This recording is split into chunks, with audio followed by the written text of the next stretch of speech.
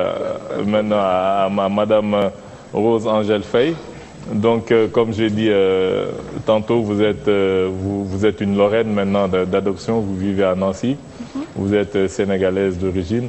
Vous avez été nommée, on peut dire, vous avez remporté le trophée de la femme qui a le plus fait bouger la Lorraine. Donc, c'est pour dire que vous êtes très entreprenante. Vous avez récemment créé, vous êtes un peu dans le luxe, vous avez créé une société de cosmétiques et de parfums. Mais vous êtes aussi présidente de l'association Lorraine pour Yengele. Donc ça veut dire que vous vous dites, je pense votre slogan, si je l'ai bien retenu, que le luxe c'est votre passion et que le social c'est votre... C'est ma vie. C'est votre vie, voilà.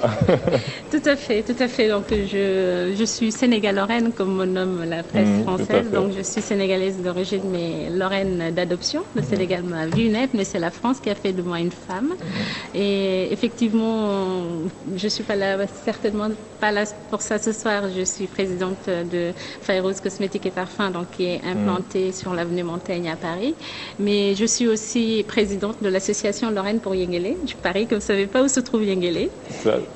Ah, où se trouve Yengele? Pas loin de Fatick. Donc, tout à fait. 14 km de Fatick. C'est ça, un tout petit village de 1295 habitants. Donc, le Sénégal comme moi. Toutes les questions dont vous parliez tout à l'heure me touchent et me concernent directement, notamment l'électrification rurale. Et puis peut-être, si c'était réalisable, le revenu minimum. Et là, je pense que les populations en ont besoin dans ces endroits-là. Effectivement, voilà. Donc, je suis la présidente de cette association Lorraine pour Yengele, créée en 2008. Qui, depuis 2011, donc date à laquelle j'ai remporté le trophée des femmes qui font bouger la Lorraine, trophée qui m'a permis de gagner 10 000 € qui ont été 100% reversés à cette association Lorraine pour Yengele. Donc nous construisons actuellement un dispensaire, une case de santé parce qu'elle n'a pas encore la nomination de dispensaire, dans le village de Yengele. Et vous avez gagné le prix de 10 000 €. Vous voulez investir dans la construction d'une maternité. Comment vous allez la construire? Vous prenez les 10 000 € pour donner au maître maçon, ou bien vous dites c'est un projet, je vais le gérer comme un projet, je vais me chercher une logistique qui va me permettre de suivre mon budget, de suivre mon projet et ses objectifs et de prétendre au même niveau de service que vous-même vous offrez à vos clients. Alors, si c'est pas un projet qui est né ex nihilo, hein, c'est un projet que j'ai depuis l'âge de 7 ans parce que j'ai eu la chance de naître en ville.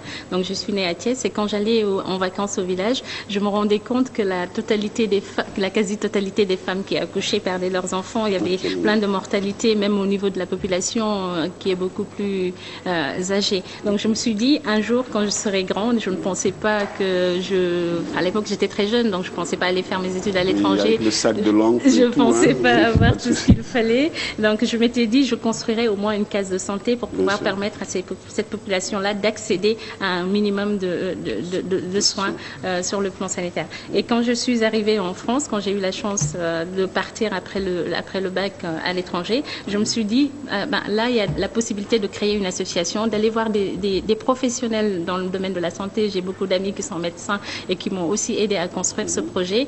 Et je ne suis pas arrivée avec 10 000 € en disant je vais construire un dispensaire ou un poste de santé, c'est pas possible de toutes les façons. Et je suis entourée par ces gens-là, je suis allée voir les organismes qui peuvent nous accompagner dans la construction de ce dispensaire-là et j'organise des galas régulièrement pour récolter assez de fonds pour financer. Notamment la soirée avec les artistes que vous avez parrainé, félicitations. Et voilà, donc c'est vraiment un projet qui est assez bien construit et qui sera aussi accompagné par nos professionnels dans le domaine de la santé et notamment de l'électrification rurale ici pour nous accompagner tout au long de ce projet. C'est pas un projet qui vient comme un projet d'occidentaux, rien que pour l'Afrique, on le fait pendant 2 ans, on repart et le projet meurt. C'est vraiment un projet qui sera suivi et par l'association et par des collectivités au niveau de la France qui peuvent nous accompagner. Vous avez votre rêve de construire la maternité, d'accord? Maintenant, le terroir, ils ont des besoins. Est-ce que vous parvenez à les associer à la confection de la liste de leurs besoins? Parce que ce programme va prendre en charge, je veux dire, des besoins suivant leurs priorités. Effectivement, on les consulte, on les a consultés en amont et je suis venue au mois de décembre avec des gens qui sont membres de l'association. On est parti à Yengele, on les a rencontrés, tout le village, tous les notaires du village, on veut dire ça comme ça, étaient là. On a recensé leurs besoins, on les avait recensés en amont, mais on les a actualisés et ils nous accompagnent au quotidien et c'est eux qui suivent eux-mêmes la construction du dispensaire. On a créé une section au niveau local et c'est la population locale qui suit les travaux et qui fait ça de façon très extraordinaire parce qu'ils s'investissent également.